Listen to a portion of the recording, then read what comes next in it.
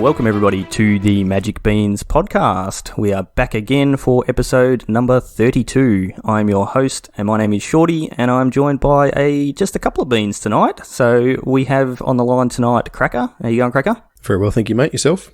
I'm not too bad at all. And we also have Chewy. How you going, Chew? I'm good. Very good. Thank you. That's good. We have, as always, a whole bunch of things to go through.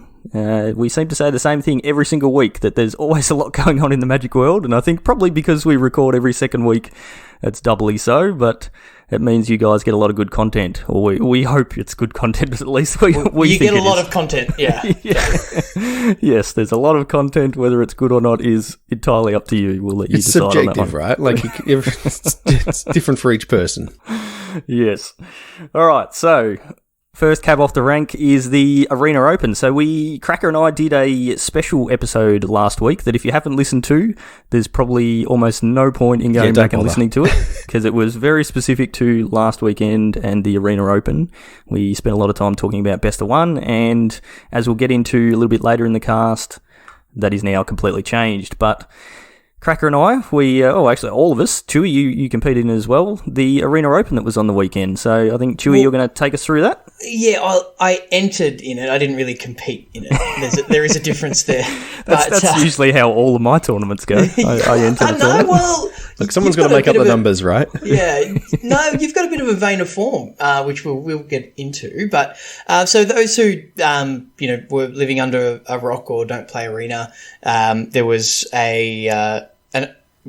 an Arena Open, an in-client tournament run last weekend, which was pretty exciting because, anyone who's listened to the last few casts know that we've been, eagerly awaiting that. So it came out. It cost you a bunch of gold or a bunch of gems to enter, and just like any other events in Arena, it was just about getting to a certain number of wins or a certain number of losses as to whether you're still live in the tournament. So day one was best of one. That was what the previous podcast was about. And we jumped in and I played some cycling and I was 2-0 and then ended up 3-3. So my sort of one shot was a bit of a non-event. But Cracker, you had a one shot that was a bit more exciting. I did, yeah. So I got some free time in the afternoon and hopped on with my 20,000 gold and spent it all. I think I had $3,000 left or something at the end of it, but hopped in with cycling and I did a lot better than I expected to. I ended up going 7-2, so I made day two. Nice. Had some, I was pumped to say the least. Yeah, getting there in one shot's pretty good. It was pretty lucky. Nah, skillful. Well, I mean, I've played that deck a lot in Best of One, so I kind of knew what to look for and just felt like I knew a bunch of the matchups really well. And the couple that should have been particularly horrible for me, you get a little lucky, and that's just kind of what happens in any tournament to go 7-2. That's you've got to. Sometimes it's your day, right? Absolutely. So yeah, pretty happy with how that all turned out for me. I also played cycling, and I kind of had the opposite experience to you, where I had, main deck Ashiox played against me. I had just multiple sweepers and glass caskets, and my opponents were very, very prepared for cycling. So I actually said in our Discord, maybe don't play cycling, and then you went and crushed. So I don't think it had anything to do with the deck. So congrats. Cheers. And then on day two, how did you fare? Yeah, amazing. Yeah, I had So let's talk about Shorty's day one first, shall we? Okay, yeah. And then maybe we'll forget to look back to your day two. Yeah. Day two, I went 0-2 very quickly. Okay. And we can talk about some of the reasons why that may have been. Okay. Well, we'll get to day two after we talk to Shorty. So, Shorty, you in a bit of a vein of form. Like, you had the Red Bull event where you had was it 6-2 in the Red Bull event? Yeah. I think it was 6-2. Yep. Yeah, and then you've backed that up with a making day two of this event. So, that's that's not nothing, man. So that's it's pretty good. It took me a few shots. I definitely stated multiple times on the previous couple of casts that this event was going to completely drain me of all my gold. I'd been banking up gold for ages. I had about 93 or 94 grand of gold just sitting there doing nothing. So was more than happy to get rid of all that, and I had to use all of that to get there. I started off the day really well. I was actually 5-1 in my first event, and thinking, I'm in a pretty good position. And just had a really dumb misplay, and then just lost another couple, and that was it. So, and then I went pretty quickly downhill from there. I tried a few different decks. I tried the mono red with Obosh a couple of times, a couple of Winotas. Just rolling dice with Winota, and unfortunately my dice rolling skills were nowhere near as good as my opponents who played Winota. They seem to always have it, and I never did. That is my experience with Winota, and I think every time I play Winota, I think about the judge doing the pre-round one announcement at a PTQ when they say, do not randomly determine the outcome of a match. I think playing Winota is randomly determining the outcome. Yeah, definitely seemed like that. I had one time where I got 3 Winota triggers and didn't hit a single human. So 18 cards, they didn't hit a single human. And you could say that was a little bit frustrating. I've hit 5 lands off my ultimatums a couple of times, so I know how that feels. Yeah, exactly. 18 cards though, that's a long way to go and not hit one human when there's like 10 or 12 of them or something like that in the deck. That's at that point, that's more than a third of your deck. Yeah. Right? Yeah. Because of how much you're already into it. So yeah, yikes. Yeah. Ouch. So I gave those a go, and at various times throughout the day, tried one in the morning and then a little bit later and whatever, and then once dinner had been eaten, I thought, all right, I'm going to give this one last go, and I'm going to do a bit of thinking, a little bit of metagaming, and see what I've been seeing going, and try and beat that. And I'd played against a couple of times the mono white Lurus deck. That's basically a Boggles deck. You're playing a bunch of little cheap life gain dudes, and you're putting enchantments on them and protecting them with your God's Willings and your Karametra's Blessings. But the main thing is you're playing main deck Hushbringers.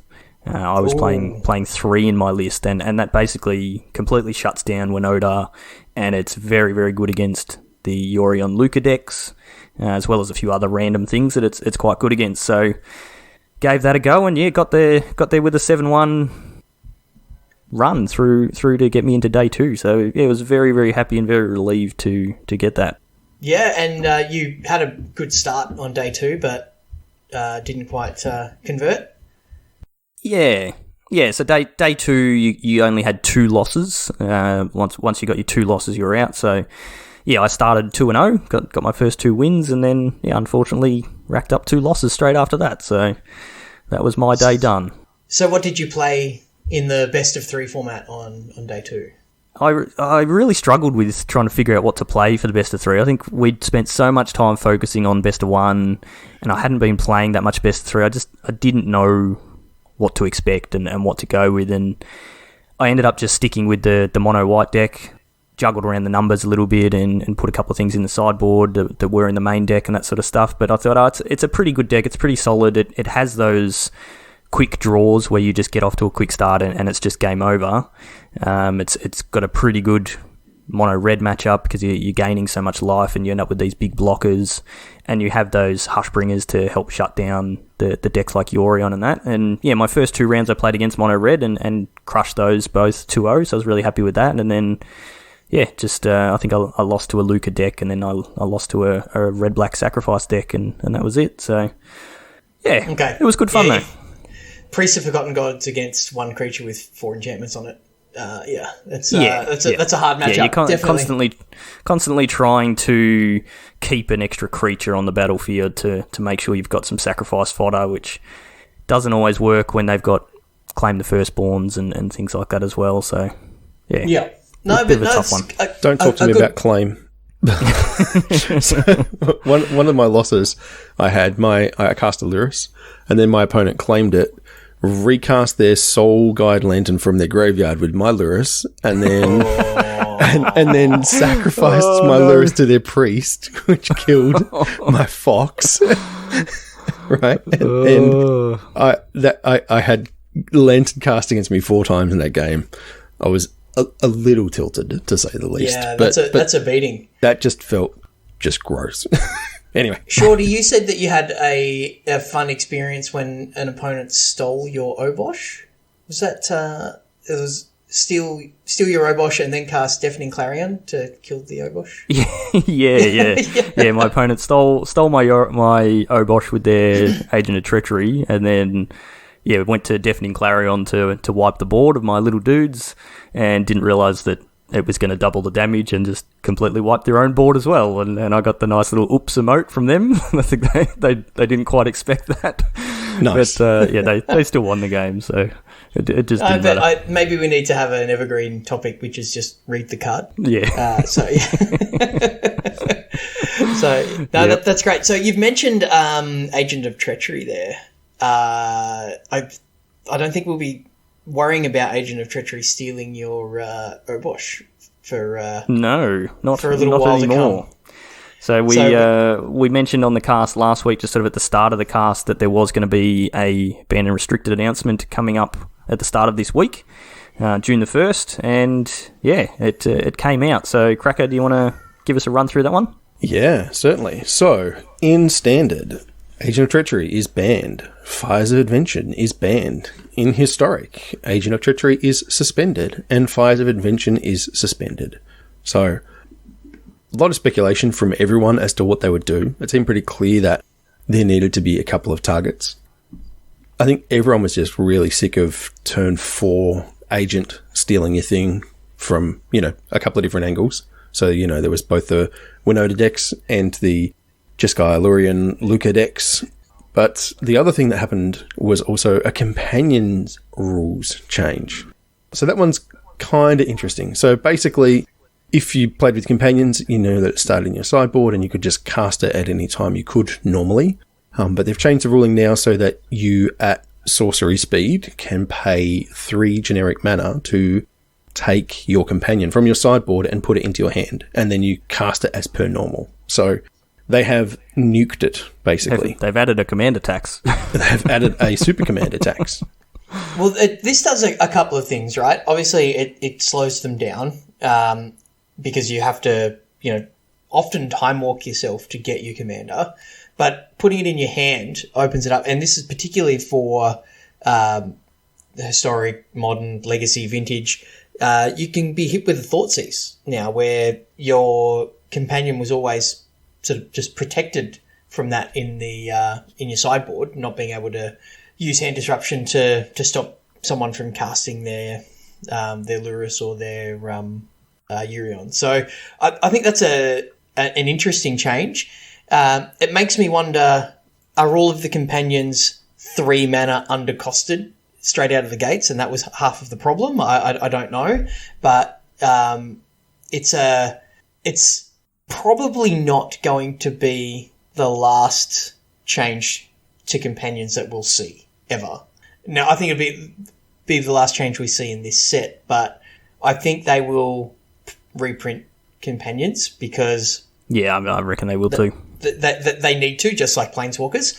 And, was printing them a mistake is a whole other topic, but I think they will print more of them, and the rules will change at some point again, as they have with Planeswalkers as well. Like, remember people playing Jace Beleren as a way to kill Jace the Mind Sculptor because they were both Jace under the old legend rule and things like... Yep. Well, they changed like the targeting of Planeswalkers with spells and that sort of stuff, like attacking the Planeswalkers, redirecting. So they've definitely changed rules. My concern with this change, like we sort of speculated leading into this what the change was going to be. We had a whole bunch of discussion in our Discord. Hint, hint, come and join us in our Discord. But my issue with this change is the rules that we have now are different to what is on the card. Yeah. So the card, the text on the card says, if this card is your chosen companion, you may cast it once from outside the game.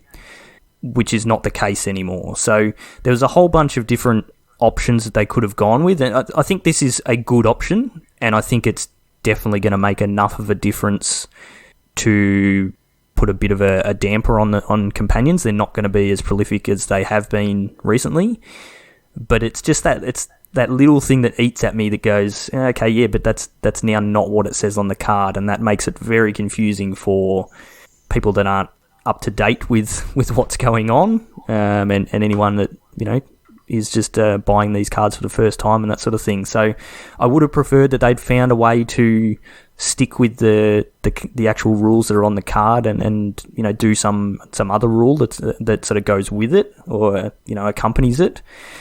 But yeah, it is what it is. One thing I was sort of wondering, and I guess we'll probably find out in the next few hours when the update goes live, is are they going to change the text on the cards on Arena and on Magic Align? Because that's obviously pretty easy to do. And if they do that, I think they should definitely, like, if you've got that option to do it, you should definitely do it. Then that's pretty good, because everyone who's playing Arena, which is most people that are playing now, seeing as there's no paper, it's it makes it easy for people to get used to what's happening.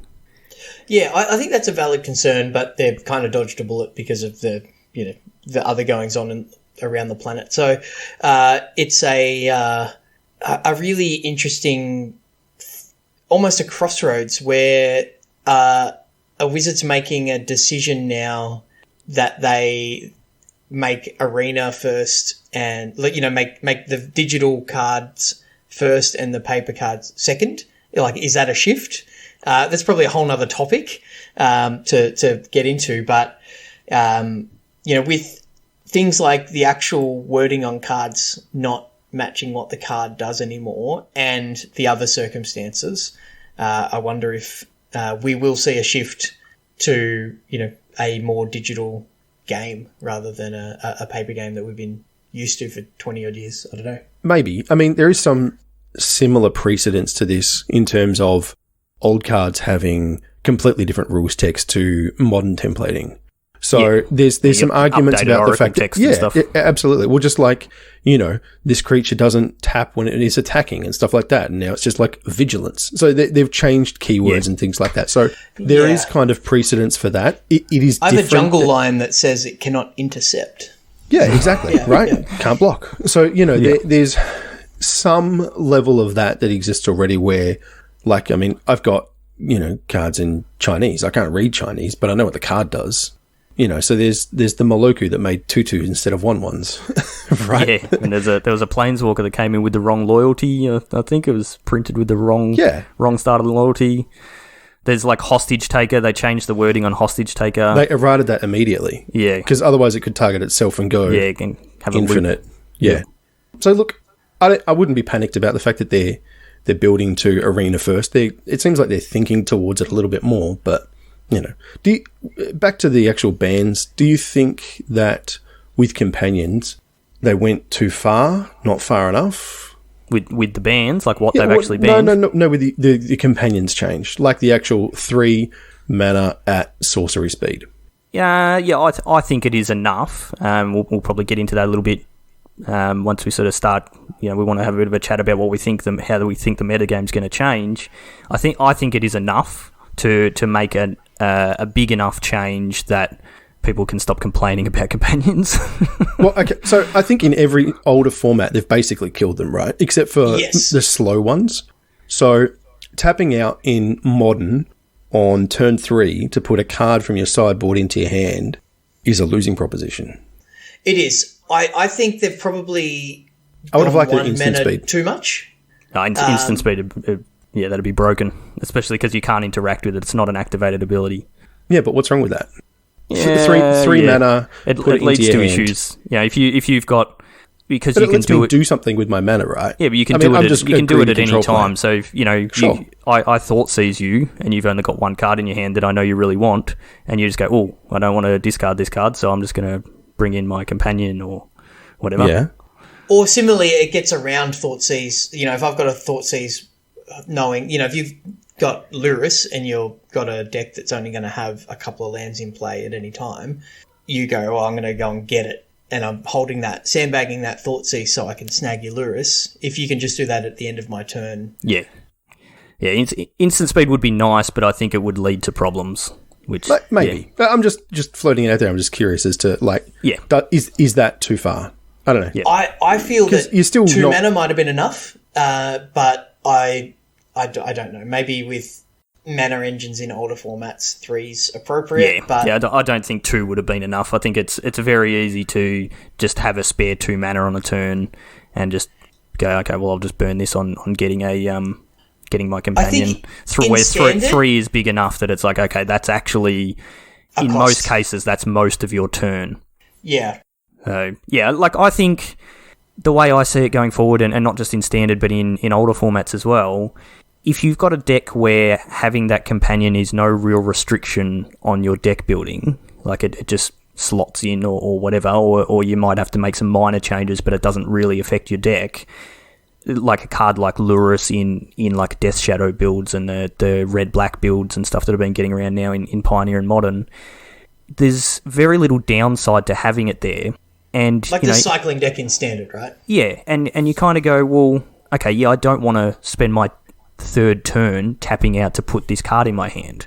But you have plenty of games where you run out of gas and it's turn 6 or 7 and you flood it out and you've got a bunch of mana and you can just go, okay, well, I'll just pay 3 mana, get this Lurrus, and now I can cast it straight away.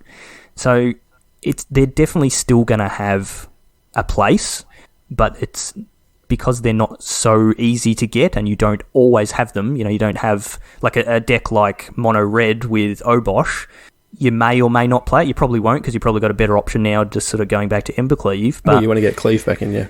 Yeah, but the main reason why you played Obosh in that Mono Red deck was because you could hit it on either turn 4 or turn 5, almost every game. You wanted to hit it on curve, and now you cannot do that, and flooding out and late game paying 3 mana, getting an Obosh, and then next turn casting it does not help you in that sort of deck. But there's plenty of other decks where, especially a card like Lurrus, you can flood out and go, okay, well, I'll get my Lurrus, play it, and now I start accumulating value back from my graveyard and sort of get me back into the game. So they're definitely still going to be playable, but they've probably been nerfed just enough to be not everywhere. I wonder if things like Lurrus and maybe Garuda just start playing them in the main deck. Just as a card now. Yep. Yeah, so maybe 2 Lurrus in the cycling deck as a, because you don't want to draw multiples of them and you see so much of your deck. Yeah, I don't think you would. Specifically, I don't think I wouldn't put one in cycling either. Absolutely, I would go none before I went any in the main deck. Yeah, okay. Just because specifically for that probably deck. Probably 75% of the games I play, I don't cast it. Yeah, maybe it's a sideboard card, but like an actual sideboard card. Sure.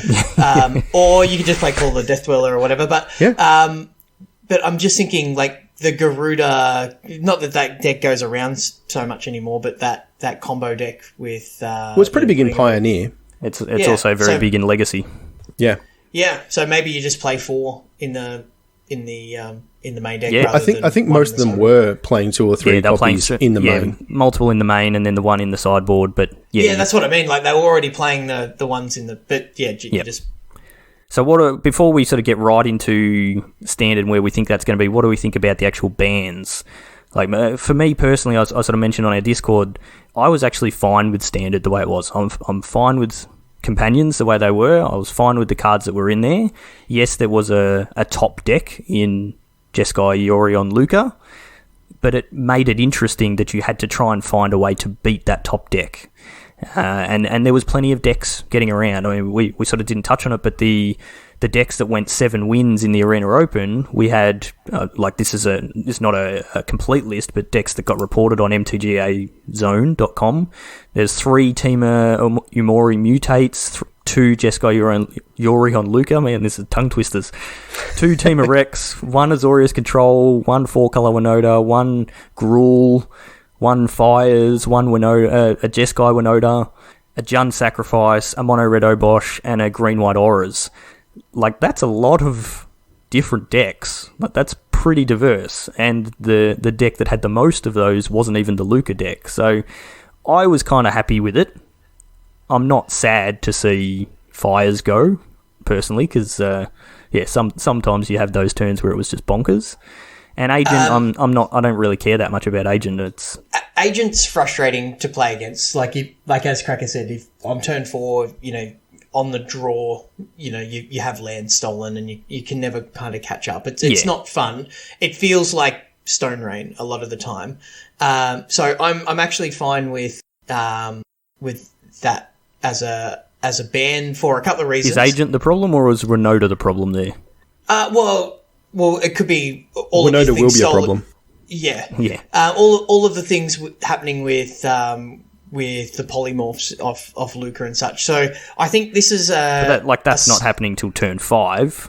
No, but it's happening like every turn from there, basically. So what they've done is they haven't banned Bridge from Below, right? They didn't ban Luca. They didn't ban some other enabler like they have in the past. They've just gone straight for the Hogak. They could have banned the cards around it that tried to enable it, but Wizards are, I guess, showing that they've learnt from previous bannings and just gone straight for the problem card. Yeah, yes and no. I think that Agent on 7 is actually pretty fair. Yeah, like if you can cheat Agent into play from turn 5 onwards, I think that's perfectly fine. Like whether that's through ramp or Luca or whatever. Like if you can go to the setup to cast it on turn 5, I don't have any sort of problem on that. Yeah, but that's one Agent in isolation, but that wasn't the case in Standard, right? And what you could do is you could play Agent off activating a Planeswalker, and then you had Fires, and then you had a bunch of mana. With Fires. That's the problem. Fires is the problem, Fires right? is where you can cast Luca, sacrifice your 0-4 wall, get an Agent, steal their thing, play Yorion, bounce everything, have all your mana available, cast 4 more spells, steal their thing again. And that's Fires. That was the problem. And that's on turn 5. But that actually speaks to my point, right? Like they've gone for the problem card straight away. The problem card was Fires, though. But if you cast Agent once... Agent just as much, though, right? No, because if you paid 7 mana for Agent and you steal one of my things, and then next turn you get to untap and play your Yorion, and you get to blink it at end of turn and steal another thing, that's completely different to doing it all in one turn. Yeah. But... the problem with Fires is it doubles your mana every turn from turn 4 on. There's so many ways to get a 7 mana 2/3 into play ahead of curve, right? So they could go, let's ban Luca. Oh, okay, now the Winota deck's a problem. Let's ban Winota, and they're chasing their tail. That's what happened with Hogak, right? They kept banning all of these other cards, where in the end they just went, we just have to ban. This is the problem card.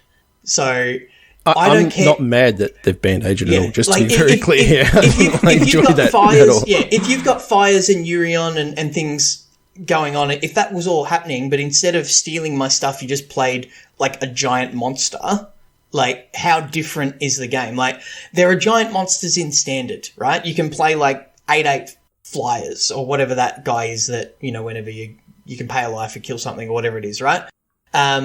Those giant monsters exist, but Magic players have figured out over time that stealing your stuff, getting those resources is better than just putting a giant dork. So with Luca and everything else that was going on, if you just went and got a 8/8 flyer, Luca's fine. But the problem was you get Agent, and then you would get Agent, and you would get Agent, and then you would get Agent, and then you would flicker those agents and bounce it with Teferi, and the game was unfun and it was repetitive, and Fires and Agent were... Okay. So I don't think anyone's disagreeing that they're both good bands. The question is, did they do enough? Yeah, that's the big question.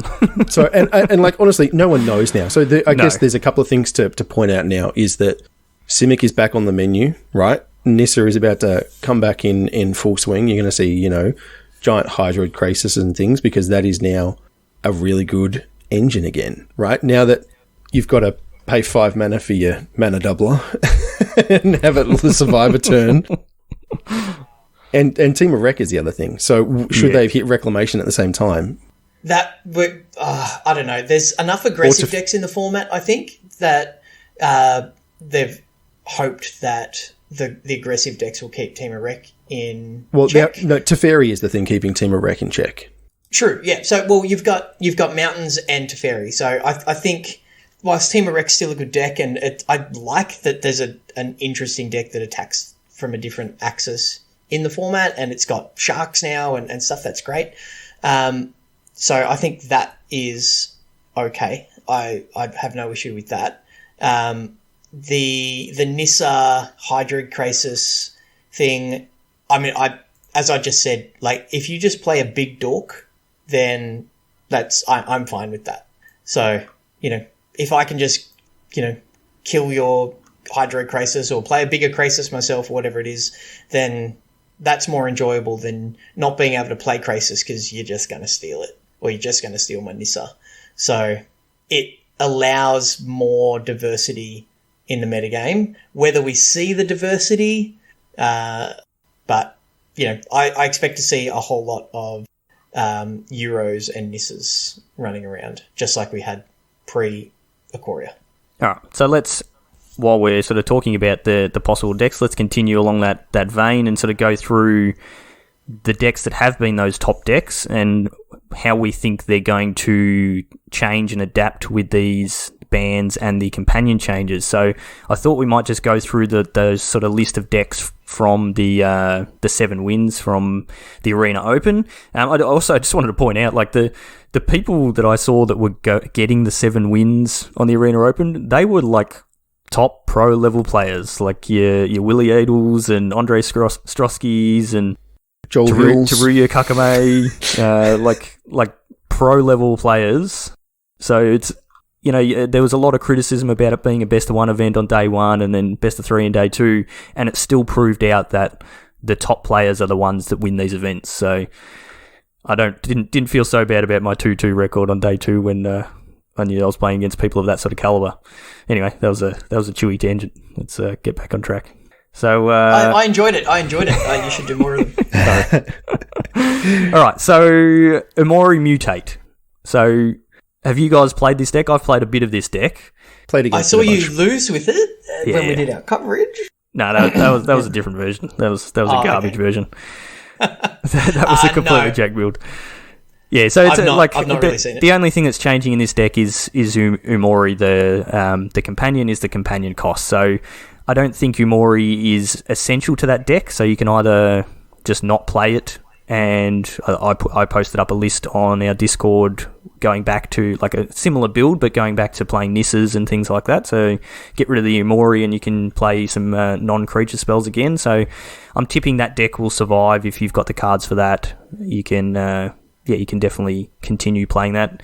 One thing to note is your Auspicious Starix, which is the one that flips cards off the top of your library and puts your permanents into play. And that will also put Nissas into play, so it's not just creatures that come out from that one. So that's pretty handy. Oh, good. Free Nissas. Perfect. Yeah. Yeah, look, it'll hurt that you have to pay retail price on your creatures now, but, it was only saving 1 across each thing, so it didn't, a huge hit, I wouldn't think. No, it didn't seem to make a huge difference. Plus, you get spells now, right? So there's that upside too. Yeah. So obviously the Yorion Luca deck, 2 of the main cards from that deck are gone. So that certainly hurts. I could see that deck just going to straight blue-white and just playing blue-white control. And just putting... Oh, yeah. Just being like PV style, whatever the iteration is. Yeah, and still probably play 80 cards and play Yorion, because it's the sort of deck where you want to go to the long game anyway. So you don't, because you're not trying to do the combo, you're not needing to hit Yorion on turn 5. You can just play the long game and control the board and control the game, and then at some point you've got a spare 3 mana and you get your Yorion, and then the next turn you cast it and continue on with your game. So yeah, I highly doubt that the Jeskai version is going to continue, but yeah, probably a blue-white. We mentioned... I reckon you'll see Esper, actually. Black gives you a bunch of good tools for that kind of build. Yep. Yeah, I guess if you bounce your Oath of Kaya, that's always nice. Yeah, you get some good planeswalkers in black as well. Ashiok and that kind of stuff. There's some pretty good kind of Liliana if you're trying to go really late. There's some good 6-mana options there, so... Plus, you get just a bunch of cheap black removal spells, Heartless Act and thought erasure, there's just a bunch of early interaction that I think you couldn't make the mana work for, and you weren't really looking to do with the combo S builds. But if you're going to go full control, then I think that might be a path. Yeah. Well, and if people go to the Uro style decks, be they Sultai or Bant, like if that becomes really popular, you've got then the option to main deck Ashiok. Yes, well, both. So, yep. Yeah, both of them. Yeah. So yeah, interesting. Yeah, I think that there will be a switch from that deck to Azorius control. Control. We've mentioned Team Rec a few times already. That deck loses nothing and probably gains a bunch of ground by these changes. So I'd be expecting to see quite a bit of that going forward, which means, I'd also be expecting an uptick in Teferis to fight that deck. Yeah, I think so. The Winota decks, there's not really many other good humans to be bringing in standard off your Winota triggers, so I'm tipping... Well, it means Winota now works as designed. Obviously, they forgot that Agent of Treachery was a human when they printed Winota. So as designed. Dude, don't... Now... Did they actually design that card? Why does it do all of those things? Why are they indestructible? Why are they attacking? Why aren't they sacrificed at end of turn? Simple There's no answer. simple answer. No, there is. They went, not many people play Boros in Commander. How do we get people to play Boros in Commander? Let's print an absurd Boros Commander in a standard set, which ups our sales and gets people to build that set. Is it even any good in Commander, though? I'm not saying it's good, but it's a... No. You've got to have a mix of humans and non-humans, and you're just crossing your fingers and hoping you flip the right ones when you attack. And flip my Thalia. Yeah. Anyway. I'm not saying it's good, but it's interesting, and that's right, honestly, I think that's the reason. That's fair. Okay, so there's a couple of fires decks. Obviously, they're gone with no more fires.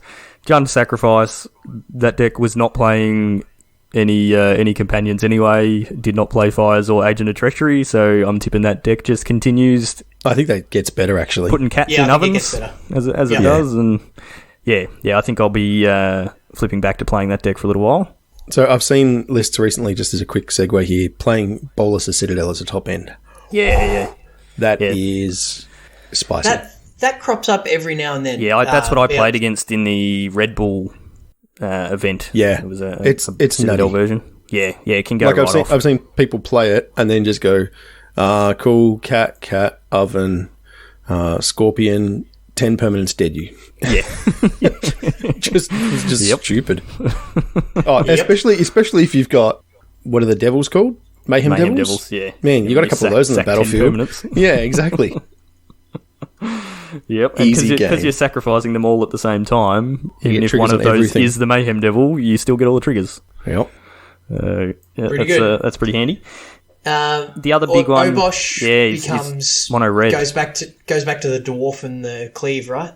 Just goes back to the mono red. Yeah, I think you're not going to play Obosh anymore, and unless one of the runs I did in the Arena Open, I did with a build I'd been playing with Luca and Yadaro in mono red. So I was just playing basically all 1-drop creatures, most of them with haste.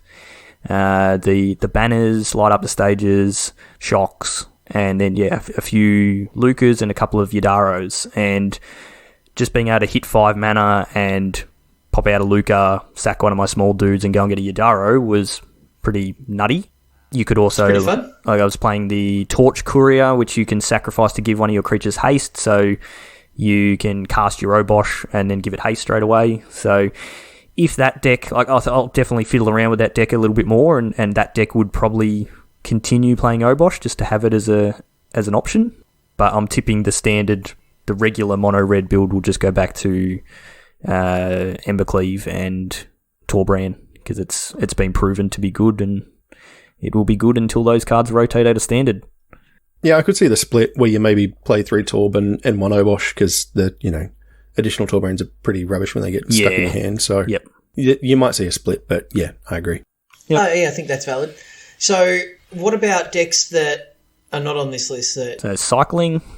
Yep. So that's not going anywhere, I don't think.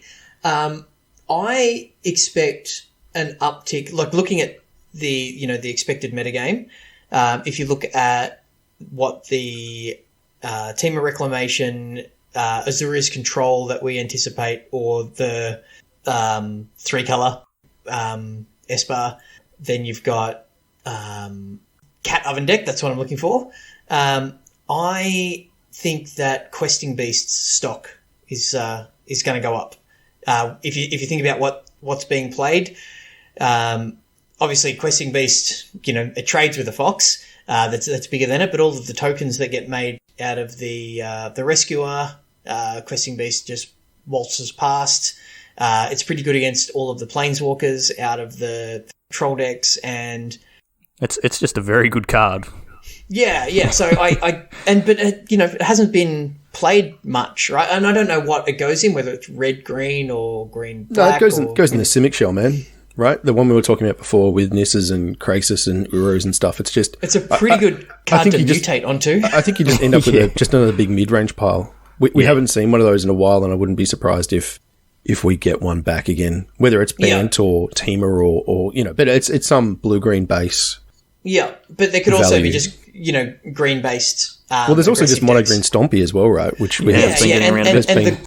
And the Gruul deck that, like what J Mud played in the last, last league, and so I just like looking at all of these lists and just out of this discussion, like I just went, I'm sleeving up Questing Beasts. Yeah. So we spoke about it a little bit before, but cycling, what do we think with that? Like, I know, Cracker, you play cycling. Chewy, you've played a lot of cycling, and a few of the guys in our Discord play a lot of cycling as well. Are you keeping a Lurrus as your companion? Are you completely ditching it? What are your options? Are there 3-mana permanents that you want to be bringing in instead of Lurrus?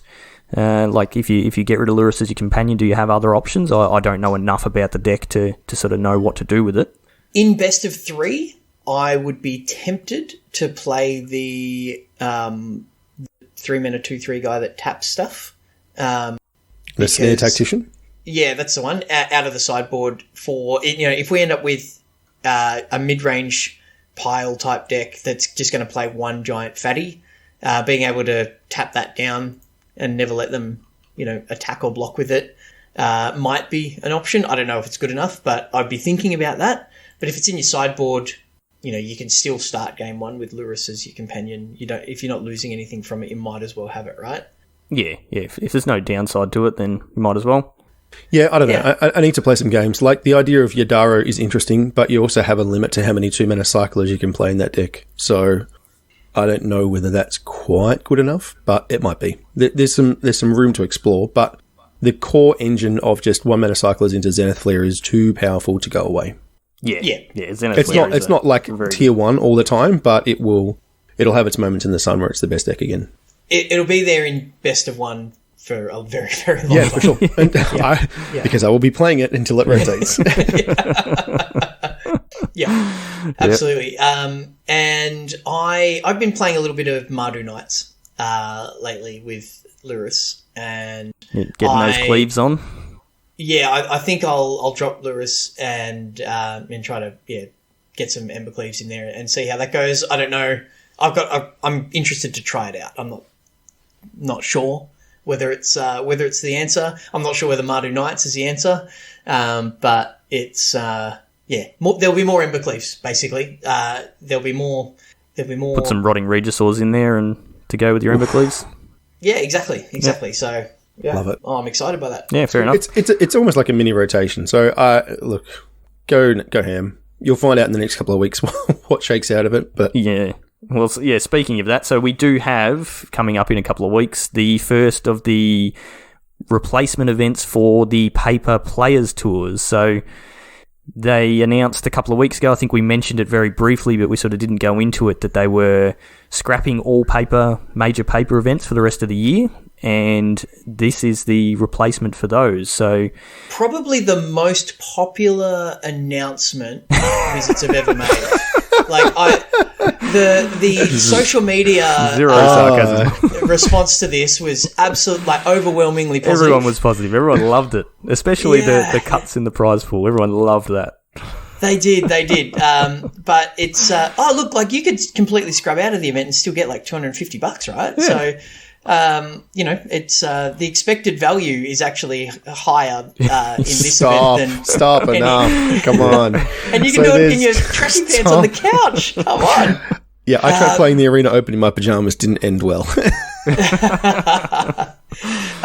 yeah, it's as you said, Shorty. It's a replacement, and it's in a couple of weeks. So 13th, 14th of June, and then the 19th, 21st, and So 150k prize. It's 4 separate PTs because they're replacing all the regional events. They've had to sort of spread them across multiple weeks. So if you're qualified for because this is Players Tour 2, round 2, I think it is for the year. Yeah.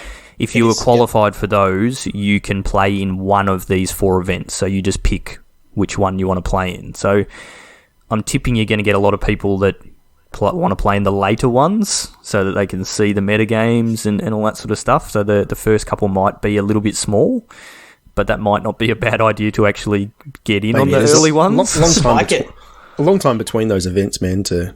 Yeah, and a whole set coming out. Yeah. But yeah, and then there's a Mythic Invitational in August as well with for 250,000 prize pool, which is pretty exciting.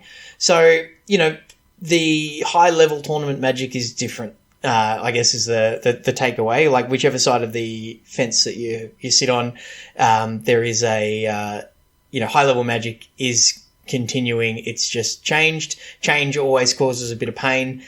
So people will, be upset because, Wizards weren't able to look through their Sorcerer's spyglass into the future and predict that there was going to be a global pandemic. And I mean, you could have gone through peer through mists or something, man, or Future Sight or Future Sight. Yeah, sorry, it's the first thing that came to my mind.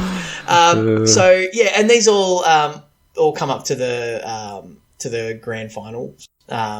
Which is a $250,000 prize pool. So yes, the prize pool is reduced to what people have been used to, and that is I understand that that's something that needs to be considered, but it's still decent money. And if we see the Arena Opens where you can win $3,000, $2,000 US, $3,000 Australian. On a Saturday $4,000 Australian. $4,000 Australian. Yeah. So, if they're putting the money from the Mythic Championship, Pro Tour, Players Tour, whatever it's called, into other avenues, then that's fine. But it's I'm happy for them to spread that money into tournaments that I can actually participate in and have a chance of winning some of, because I'm not participating in any Players Tours, that's for sure. Yeah, exactly. It is different to a Players Tour in a lot of ways. Yeah. Like, not only, everybody's going to be doing it from their couch and whatnot, but it's 15 Swiss rounds and there's no limited portion. It is just 9 rounds of standard on day 1 and 6 rounds then cut to top 8 on day 2, all standard all the time. So it's a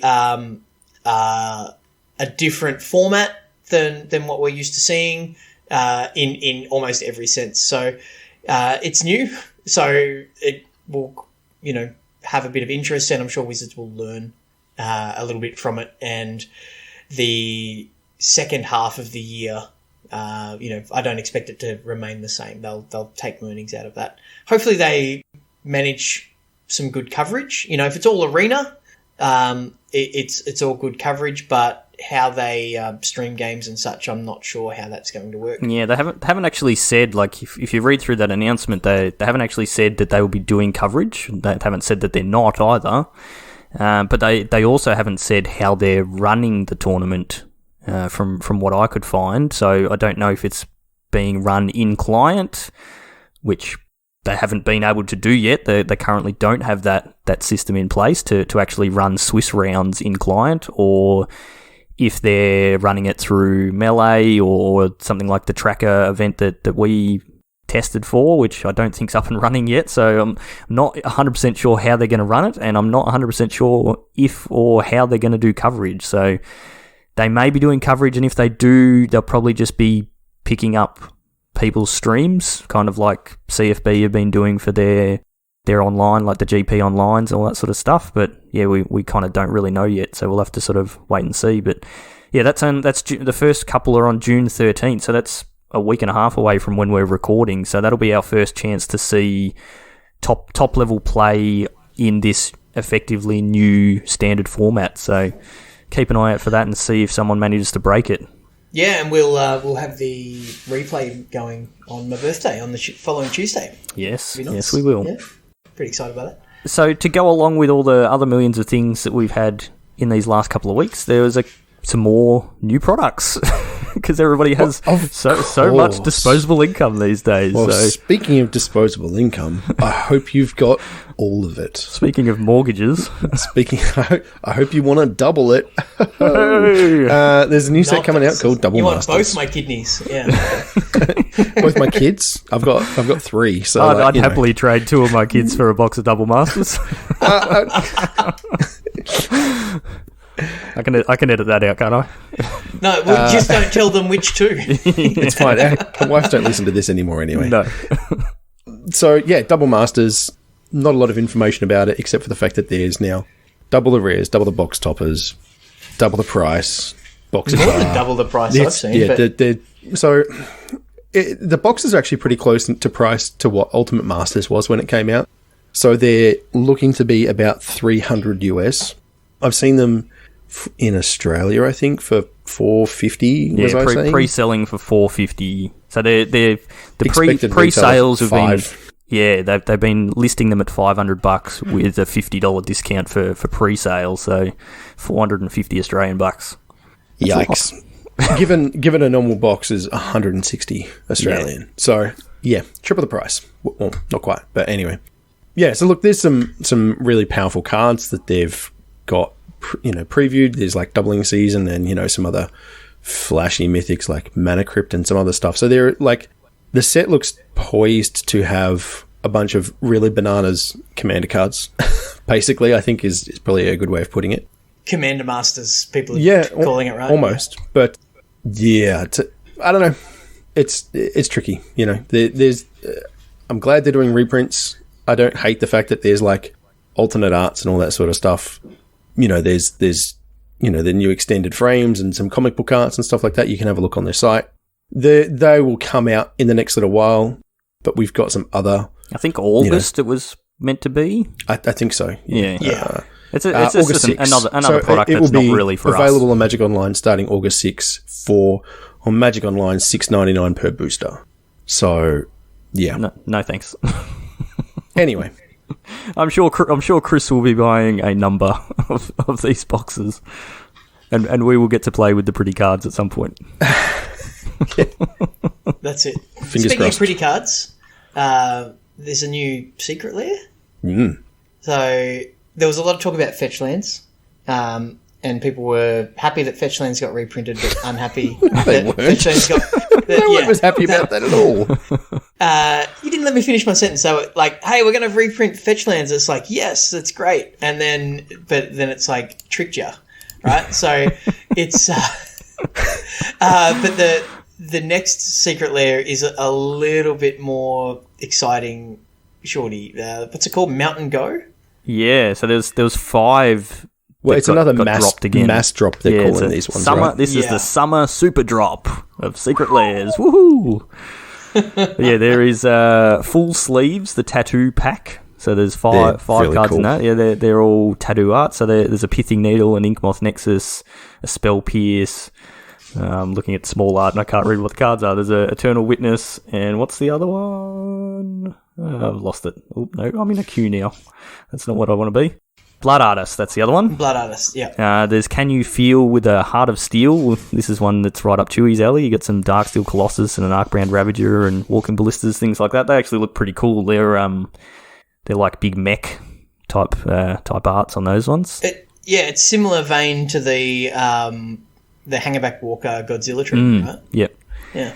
The Path Not Travelled is a Planeswalker one where they're all weird, like they're Planeswalkers, but the art is different. Well, they're not weird. They're all different. So, like the Ajani, for example, is now like he looks like Cable.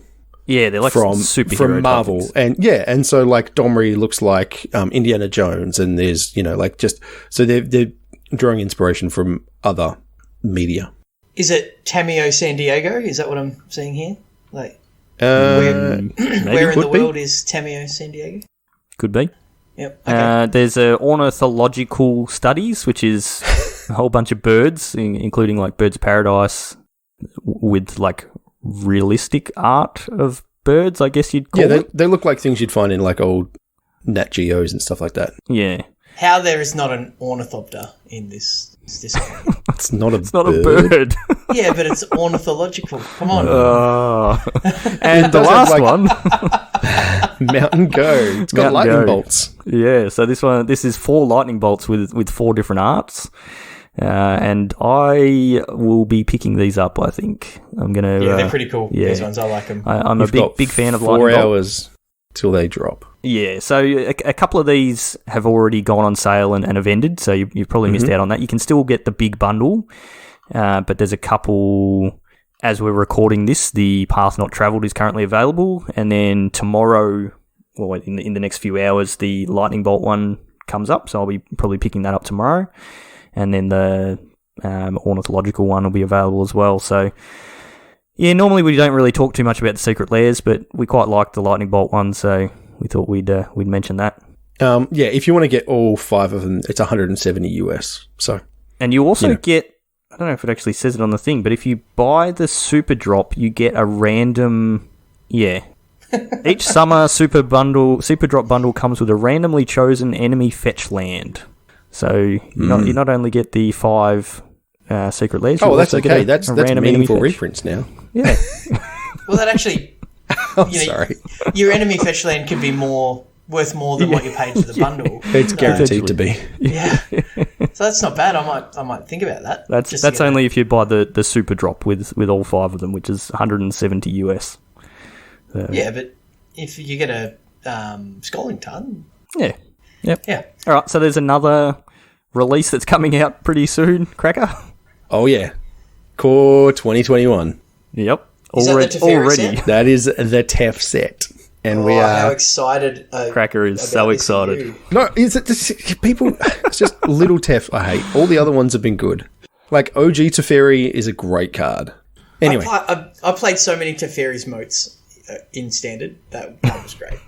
Your red dudes can't attack me. It's great. So a bunch of the artwork was not spoiled, but like released today officially from Wizards. Chris is known for playing Teferi's Protection in Commander, and someone was asking him whether that might drop in this set, and wow, that would be a busted thing to do.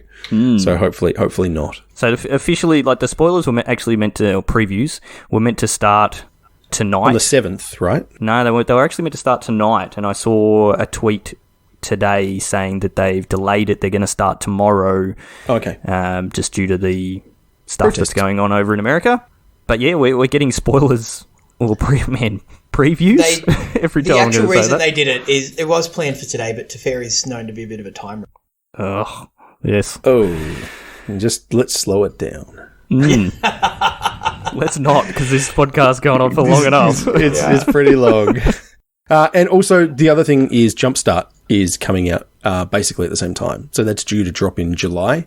Which we haven't seen anything more on that. I'm actually looking forward to that one. I think it looks really sweet. We'll touch on that one a bit later on when we get closer to it. Yep. So the Core 21 is releasing on Arena on the 25th of June, so that's 3 weeks away basically from when we're recording this. So that it's not very long until we're getting more new cards into Standard. Whole new set. We don't currently have any official previews, but Mark Rosewater did a thing on his blog, and he's done this a few times for the last few sets, where he gave a whole bunch of cryptic clues for cards that are coming in the set, and I can't be bothered spending my brain power and trying to figure out what them are, but apparently some of his clues have led people to believe that potentially Lightning Bolt and Birds of Paradise might be in Core 2021. So Some of his They clues do are go pretty together. interesting. You can't bolt the bird if you don't have bolt. That's exactly Okay. right. Yep. So there was one clue that wasn't cryptic at all, and it just said there is a card that says draw half your deck. I got so excited. I was like, oh my goodness, Go straight in your command deck. Just exactly. I would like to draw 50 cards. Thank you very much. Anyway, but I'm sure it'll be terrible, and I will love it. Yep. And you'll play it anyway, yeah. Yeah, absolutely. So yeah, keep an eye out for the official previews starting in the next couple of days, and we'll definitely be chatting about those in our Discord. So Yeah, because this will bring a rotation as well. no, that's the When next Corsair Rotation out. comes in September. Right. Wow. Yep. Massive standard. Yep. So Yeah, it's it'll gonna go be to interesting. the 9 set, whatever it is. Yeah. Yep. So the last thing we wanted to mention is we will be doing some giveaways soon. So if you've been Free stuff. keeping an eye on our Twitter, you might have seen that we got accepted into the content creator program that Wizards do through Stream Elements, and so Thanks, Wizards. they basically give us a bunch of challenges to do on stream every month, and when you complete those challenges, they give you codes for arena stuff. So we've got a whole bunch of different codes for different things, some for gems, some for individual cards and things like that. So we want to give them away to you guys. So we'll likely be doing that through Twitter. We'll probably do one of those standard, retweet and like and follow us on Twitch, that sort of thing. So keep an eye out for that. Because for everyone loves free stuff, and we will be giving away as much as we possibly can. So keep an eye on that. And I think that's going to do us for tonight, unless there's anything else you guys wanted to drastically get in there. Oh yeah, 5-1 on the league ladder. Thank you very much. No, we weren't going to mention the league tonight. Oh, sorry. I'm really looking forward to commentating. Yes, I too am really looking forward to commentating our league finals. So yeah, our league, as we mentioned every episode, is currently underway. We've only got a couple of weeks left for this current league. Which is a good reminder for everybody that you need to get cracking and get your matches done, especially Polywaffle, who's played 0 matches so far. Come on, mate. Just hopeless. So, yeah, Cracker is sitting pretty on the top of Group B with a 5-1 record. How? Somehow. How? It's the group of death. I don't know. It is, yeah. What's But going on? you're just proving that you're actually a good Magic player, Cracker. Oh, no. And I am doing a very good job of proving that I am a very poor Magic player with my 0-5 record. Listen, man, you can't take the box topper, okay? We've talked about this. You can't have the Godzilla. Just tanking on purpose. That's it. Just wants the shiny card. Yeah. Because Shorty loves foils so much, right? But yeah, it's been good fun as always. So yeah, we will be finishing this league up in the next couple of weeks, and then we will run our finals, which we will stream and commentate like we did on the last one, and then probably not long after that we'll kick off a new league. So yeah, come and join us in our Discord. That's definitely the best place to have a chat with us and get in on giveaways and things like the league. So you'll find our link to the Discord in our show notes and on our Twitter and Facebook and all those sorts of places. So yeah, I think that'll do us for tonight. Like I said, come and join us in the league. Come and join us in Discord. If you want to buy some physical cards, you can head to mtgcardsales.com.au and use the code BEANS15 for a 15% discount. You can find us on YouTube, Facebook, Twitch, and Twitter. Just search for Magic Beans Cast on all of those places, and you'll find us there somewhere. If you want to get a hold of me, I am at Peace Inc. Chewy, you are? At Chewy MTG. And Cracker? At Joel Hill _ Very good. So that'll do us for another week. Thank you, as always, for listening, and we hope that you're taking care of yourself, especially if you're over in the States at the moment. It's a little bit crazy over there, so definitely take care of yourself and stay safe, and we will see you next time.